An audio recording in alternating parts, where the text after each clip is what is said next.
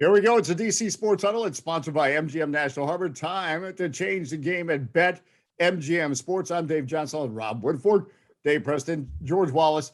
There's no such thing as an NFL offseason because the NFL owners meeting. So then everyone's talking about what these billionaires are doing in Palm Beach, Florida. So that's it. We have to talk about what's going on in Palm Beach, Florida. So I want to get the takeaways. What jumped out at you from these NFL owners meetings, whether it's Commanders related or otherwise? The one thing that's going to jump out at me, first of all, I said it this morning, these guys never get together in Erie, Pennsylvania. They've come a long way from meeting in a car showroom in Canton, Ohio. I get that. But it just, when you're meeting in Palm Beach, Florida, a bunch of billionaires gathering together, to me, it just shows the largesse and the strength of the NFL. And we've talked about potential demise or dips in popularity, or will it survive concussions and that type of thing. It is just such a big part of the American fabric that whatever these guys do and decide, even if it's in Palm Beach, Florida, where we can't even afford to park, we hang on every word. The NFL is that big. There's lots of other issues, important issues, like what Will Smith did to Chris Rock. No, we're not that focused on that. Instead, we're focused on what the billionaires are doing in Palm Beach, Florida. Given that, we'll start with you, George Wallace. Your big takeaway from all the rumblings, all the talking, the commissioners speak, the lawyers speak. What did you hear? What stuck with you? Well, first of all, you're 100% right about them. I mean, the NFL is the NFL. It's not going anywhere. It never will go anywhere anytime they do something. I mean, just look at all the media that attended these owners meetings these past, and it's only a couple of days. It's not even a full week. It's 3 days in and out. Talk about some rule changes where Goodell talks to everybody. The coaches talk for 30 minutes each, and they take a big group picture of the coaches, and then we're on our way. But for me, look, Ron Rivera talking about this offseason for Washington and how it should be a destination for free agents, and here's why. Okay, fine. Did it change did taking Carson Wentz all of a sudden change their outlook at 11? He says, yes, it did. So don't expect them to maybe take a quarterback at 11. But then again, you can't trust anybody or believe anybody until the draft happens. So I'm not sure I believe that. Him talking about he's sick and tired of the way that this team is perceived now and portrayed. And he says the only way to get over that is to win. I'm not really sure about that. I get where he's coming from. I do. But he hasn't been here that long. Okay. The problem is still the problem. And it's not going to go anywhere. It's just not. He can say it anyway. You can win all you want, but I still think as long as we are here at the top of this organization, there is still going to be those feelings towards Washington, regardless. Okay, yeah, of course, winning is going to help a lot. I get it, but it's just not that simple for him. I get he's frustrated, but look, he hasn't been here for more than a cup of coffee right now. He's only been a couple of years in this thing. So there's a long way to go. He can say he's frustrated and you can say you're sick of it, and that's fine, but just don't expect it to go anywhere because look, everything that's going on the outside off the football field, that's not going anywhere anytime soon. It's just not. And then when Roger Goodell says that Dan Snyder has not been involved in the day-to-day and he won't be for the foreseeable future, I don't believe that for a second. He was at the unveiling of the Commander's name. I saw him. I was there. I saw him. In multiple games. And he's been at games too. And Ron Rivera has said in the past during this season that he's talked to Dan at the facility. So I don't believe that he hasn't been at the facility either. Now, I haven't seen him there, but then again, we haven't been able to go inside, the last couple of years. So, but that, being that what it is, as far as not being involved for the foreseeable future, we'll see about that too. But I don't believe for a second he is not involved in the day-to-day. You're telling me he didn't have anything to do with the Carson Wentz deal? Come on. Okay, so what you're saying is Palm Beach is another feel-good moment for the Commanders. That's the way you look at it. And so, okay, real quick, let's do a vote of the room. Destination, is Washington a destination for free agents? You say no, right, George Wallace? I see, correct. To answer your question, short answer, no. No. Dave Preston? I'm going to say no, just everything surrounding this team and their track record the last 20 years. Guys come here to get paid, but they don't come here to excel. Rob Woodfork. I would say that the one point that people don't pay attention to, aside from the off the field stuff, aside from the ownership, they have vastly outdated facilities in terms of the training facility. Their stadium is a well-renowned mess. So beyond just the stuff that, is going on, the dramatics going on off the field, from a practical standpoint, they still have light years to catch up to the rest of the league. So your answer is no. Yeah, no. Yeah, and so basically, Yes, no. basically until we get that $1 billion dome stadium in Fredericksburg, we're not going to win. Correct. Dumfries. Yeah. Now somehow Dumfries, they're going to have to change the name. Maybe we'll have to call that Ral John or something. Ral John. There you go. Listen, Commander But Freeze. it's true. Look, you would think if all things being equal and you come into play for Ron Rivera and to see what he's actually done on the field and the few pieces that he has put in place, you would think, okay, yes. But then why would you at this point come, if you have other options to go to, why would you choose Ashburn? Like, why would you choose DC to come here with everything that is going on? And you've seen the history and you've seen, the past however many years. Okay, right now, if you're looking at just the football and what Ron Rivera has done, yes, a few pieces here and there are fine, but there's so much more to that. Right. It's a I'll tell you business. what. It's not just the football, and it Right. never will be just the football. It's also a business. And from a business standpoint, Washington is light years behind everybody else. Well, and also think about this. Think about when we talk about free agency, the phrase like when LeBron James had the big moment when he left Cleveland, when he said, "I'm taking my talents to South Beach." Can we envision a big NFL free agent saying, "I'm taking my talent to Dumfries"? It just doesn't. It just doesn't have the Or even same- Ashburn. I'm taking my talent. Commanderland. It'll be Commanderland. All right. Anything else we want to, before we jump to another subject on the NFL meetings? The NFL meetings, I think it bears pointing out that they did pass the first mandate, the first hiring mandates. Teams now have to have an offensive assistant who is a minority, either a woman or an ethnic or racial minority on their offensive staff. And that is targeted at improving the number of coaches that come up the ranks and become head coaches. Now, obviously, this is going to 100% have to do with the owners embracing the spirit of the Rooney Rule and not just the letter of it. So hopefully that is something that happens going forward. And along those lines, there are already multiple minority assistant coaches on the offensive side of the football for Washington, specifically. And Eric Bieniemy is an assistant on the offensive side of the football as well. So and still can't get a sniff. So yes. So for the record, not the owner's attitudes. It's not Yes. necessarily the fact yes, it's a shame that they needed this mandate in the first place. correct. Well, and it is a serious subject. We need to talk more about this, and hopefully there's some progress being made. I've got you, and we can continue the subject. I've got to call an audible on the DC Sports Huddle. I'm only a 2-minute fill-in. You guys have to carry it the rest of the way. But again, keep having fun, and this will give you a good chance to talk about me about how stupid I am. So go right ahead. I was He this close watches to it being later, your so shirt we pro really today. can't do that.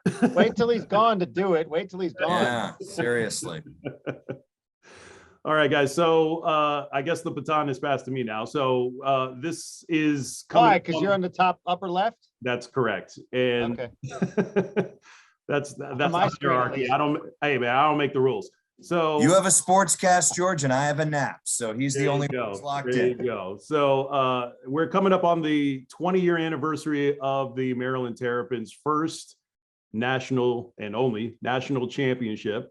And obviously they just celebrated that just a couple of weeks ago when everybody was at College Park for that senior day.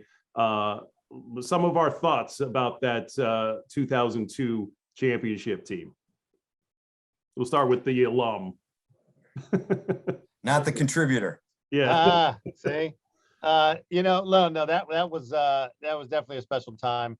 My big regret is I didn't go to Atlanta for that, for the Final Four. I thought it'd be more fun to watch it back home in College Park and around the area. And it was fun too, but don't get me wrong, but I wish I had actually gone to Atlanta. So the next time they get to the Final Four, if it happens, I'll go. That just what we've kind of talked about the last couple of weeks with that team and how it started from the previous year, losing that big lead to Duke in the Final Four, and the players saying that as soon as they got back, they were in the gym the next week and they were wearing shirts that said Atlanta, and they was a big focus to get back, and nobody had left early at that time from that previous the team the year before. They all had one mission coming back, and that was to get back to the Final Four and win the national championship. So many great stories on that team, from the coach to, Byron Mouton, who transferred in and was a big success. Juan Dixon, who, grew up in the area and stayed and worked his way up, became the all-time leading scorer during there. From Steve Blake, the story about his parents driving to every game from Florida to see him play, and then up to Syracuse for that regional. Then Chris Wilcox obviously made himself a lot of money that tournament as he left right after that. So, just the great stories, and a great time to be a Maryland fan. It's hard to believe it's been 20 years, but just listening to that a couple of weeks ago, hearing the players talk about how close, tight-knit group that was, and how the coaches were the leaders and leaders on the floor, and so on and so forth. It was just a good memory to relive 20 years later. And here's hope that, we, with Kevin Willard in town, that we get to do that again sometime soon. Is it bad that I still have the championship T-shirt? No, I got one. Not at all. I don't wear it anymore, but it's there. Yeah, I was gonna say, like, that I still wear it sometimes. Dave, you've covered college basketball for many years. What were your thoughts on that team? Well, I still have the Washington Times NCAA bracket from that season. It was on posted a couple of years ago during the pandemic. Yeah, I've got a lot of junk here at the place. That's how I know you're not married, dude. Because yeah. Well, when I do, I'll be talking about it all the time on Facebook. Wait, is the tree down? Tree is down. Tree is not anymore. So we do make progress. I was actually on the air that night at WTOP, and I was doing a sports cast as the game wrapped up, and Indiana hit a three right after I said 65-49 is your final, which was not the final because they hit that three. So kidding. That was my first month at WTOP, and I made a big lied to the people. You lied to the people. Exactly. People who had money, maybe they gave 15 and a hook, and they're like, yeah. No, it's what's amazing is that a couple things stand out. One, what a well-run program that was at the time under head coach Gary Williams. And you look at Kevin Willard taking over now, how important is it for him to put together a great coaching staff? Billy Hahn was not on the 2002 team. He had already moved on to LaSalle, but the assistant coach trio of Billy Hahn, Dave Dickerson, Jimmy Patsos, those guys were huge in getting the right players in, getting those players developed, and working with Gary on a day-by-day basis. I'll maintain that Gary was never the same after those guys went elsewhere for better jobs that each of them deserved. So let's see what Kevin Willard can do with his new head coach, with his new assistant coaches here.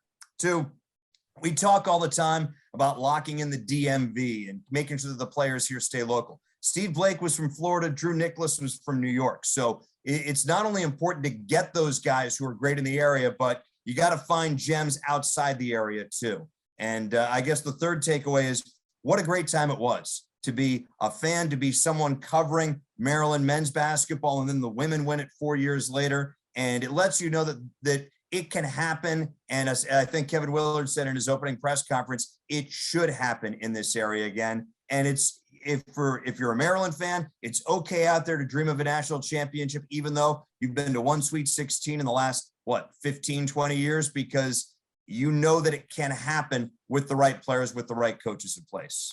And the other fun thing about that year was also too, they closed out Cole that year, and they went undefeated at Cole Fields. That last night there was beyond special. And that's just a kind of a side note. And they always said if they won the title, they'd come back, raise a banner at Cole as the one final act there. And they did that. They came home, had that big celebration, had the championship banner, and then they moved to Comcast Center, which was then Comcast Center. But that was another kind of side angle to that season, going undefeated, winning the title at Cole, and closing out the building in style. Yeah, they really did. And also the civic pride attached to that too, guys, because their two main players, Juan Dixon and I just forgot. Lonnie Baxter. Lonnie Baxter, thank you. And he's like right here in my hood. Those two guys are local guys, grew up in the area, and then put on got the Maryland state flag on the unis and all of that. So just the civic pride attached to that. And we've said this before on this show. This is a basketball area. The DMV is rich with basketball, and I think that was the first time you really saw that on full display, like how great a hoops town this could be if we had better representative teams. And it's a good thing Dave isn't here for that, because he probably wouldn't like the sort of backhanded dig there at the Wizards. But I mean, they haven't mattered for Towson State literally my entire life, and I'm going almost in my mid 40s. So I mean, this was a great time for basketball fans, not even just Maryland fans. You didn't have to be an alum. You could have gone to Towson. You could have gone to Coppin State, and still shared in this, and still felt some sort of civic pride about it. And I think that's very important about that team. Because it's easy. They were easy to get behind. It's not like you had. I mean, okay, maybe a bad example, but it's not like you have people that just hate Duke with a passion. Like it's not, right. You know what I mean? Or some teams in the tournament to that extent. So it was just an easy group, hardworking group that stuck together, led by Gary, who's, you know, a fixture in town, obviously, and around the area. So to your point, like you could have been a fan of anybody and got behind them, rooting for them to win the title. And how great was it that two of them ended up on the Wizards, getting drafted by the Wizards? Yeah. I think it was back-to-back years, right? Yeah, back-to-back years. Yeah. And as a matter of fact, I was at that game where Juan Dixon went off for 35 in the playoff game when they were playing the Bulls. That was an incredible performance by him. And who would have thought that out of all of those guys, Steve Blake would have the best NBA career. He was the only one on that championship team that did not average double-digit scoring that year. No. And he's the guy who ends up having a long NBA career. He got a second contract on some relevant teams too. 16 million from the Lakers, I think it was, right? Yeah. It's funny about that. At the time, Sean Hill was the Maryland quarterback, and the joke was about 10 years ago, which of these guys is going to last longer in their respective league, despite having no business being there. A credit to each of these guys for really, stretching out their entire pro, basketball and pro football earning ability. But, Blake, I mean, that you talk about him being a grinder. That was a team of grinders. I don't think there were any McDonald's All-Americans on that team. Mm-hmm. And that is not something that you see in today's day and age, where, especially in the one and done era now, you have, talent wins, and it's tough to build a roster. And that was one of the last rosters built without a one and done, without these superstars who, shine for a second and then go on to the NBA. Yeah, no doubt, guys. And I mean, let's fast forward to the present day, because we are winding down, but present day, we've got, him in the cups. Hey, it's awesome. It's super. It's a bracket cup. Yeah, and like the Dallas Cowboys, you named it that, so that's like America's team. That's you named it that. That was NFL Films. It wasn't the Cowboys. All right. Well, they've certainly embraced it, but I digress. Final Four coming up, men's and women's. Who do we have in the championship, and who do we have hoisting the trophy at the end? I've got Duke beating Kansas in the championship game, much to every Duke hater's dismay. One, the script reads that, Coach K, they get revenge for losing to the Tar Heels at home in Cameron. On paper and on the court, I think they're just the better team than the Tar Heels. And I think that Hubert Davis in his first year as a head coach, when you look at that matchup between, Coach K, who's been at it for, 40 plus years and 100 plus wins in the tournament, I think there's an edge there for the Blue Devils. They'll be much sharper, and they won't have the emotion of trying to win on the final night at Cameron for Coach K. I've got Kansas beating Villanova in the other semifinal. Justin Moore, without him, the Wildcats are less. He's out with the torn Achilles, and Villanova's already not a deep team. They had issues in getting to the Final Four. Got past Houston, a very gritty rock fight. So I've got Kansas beating Villanova, and then I have Duke beating Kansas in the championship game, as Coach K's last championship is against the same team that he won his first championship against. I think that even if they have an emotional win Saturday night, I think that they will be better prepared than they have been in the past for the title tilt. I've got Duke winning it all. I hate you for that. Yeah, you know what? I don't like it. I don't like it either, man. The funny thing, Ben Raby's going to give you a hug in the newsroom. Yeah, I know. So why would he? He didn't go there. No, he did not. Family who went there. Loves He that. sent up his wife for a cooking class there. He has no ties to Duke. I have no idea what your connection Ben Raby has with Duke. There's absolutely none, in my opinion. The way this plays out is you can't, I mean, you can't write it. Okay. Yeah. The fact that, look, Carolina, when it beat Duke in Cameron, that was their Final Four. They would have, and I was in Greensboro last week covering some women's regional, and what the Uber driver I had could not stop talking about that. He says that was better than a Final Four, a championship, because that was the last time they're going to play, and they beat them at Cameron.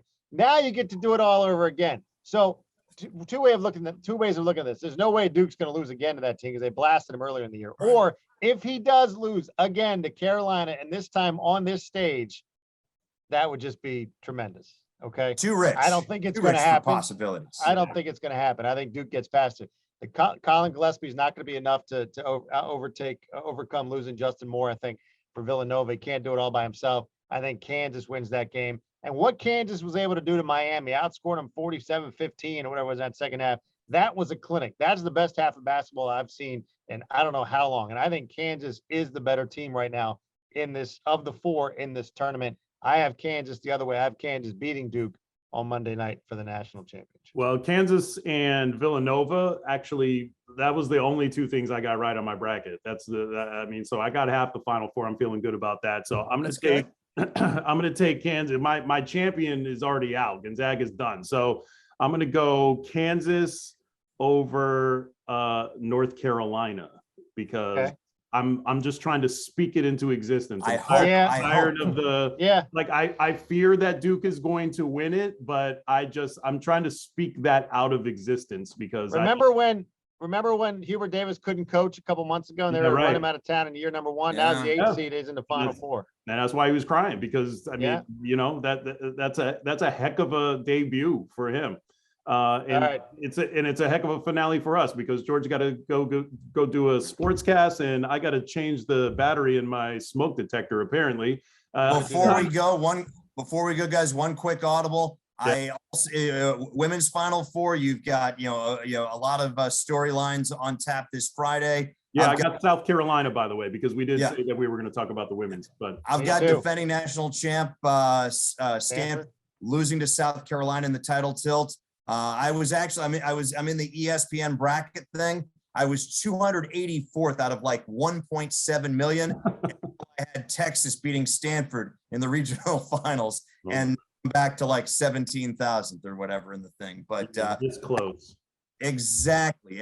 I think Stanford's too talented for Connecticut that benefited by playing the regionals in Bridgeport, even though they weren't the number one seed. I think as the women's game moves forward, they are going to do the right thing and get the perception of UConn playing at home, out of the equation because in the last UConn's made 14 straight Final Fours, but 4 of those years they played the regional in Bridgeport. 3 more they played in Albany. Another one they played in Kingston, Rhode Island, which I understand is next to Connecticut statewide. Another one was in Trenton. Another one was in Philly. They've been great over the last decade plus, but the perception is it's all home cooking, especially when the first 2 games of the tournament are held on campus. So hopefully as the women's tournament evolves, we'll see less of that where it's like people can easily say, oh, UConn's really not that great over the last 15 years because they've had all these games at home. So I think that Paige Beckers is a fantastic player. I don't think she and UConn are good enough to beat Stanford, and I don't think that Stanford, as good as they are, they beat Maryland and it wasn't even close. I mean, it was points after the first period, and it was basically mop-up time, after the first quarter. I don't think they're good enough to beat South Carolina, who can defend and can pitch a shot. I think they pitched a shutout against Howard for the first 8 minutes of the quarter. Almost. It was in danger. Yes. I had to do a double take when I saw that score. It was like, Rob, Howard was in danger of finishing with under 10 points. Yeah, no, they really were. And they had that breakaway fourth quarter where they actually got the double digit scoring after only getting 8 through 3 quarters.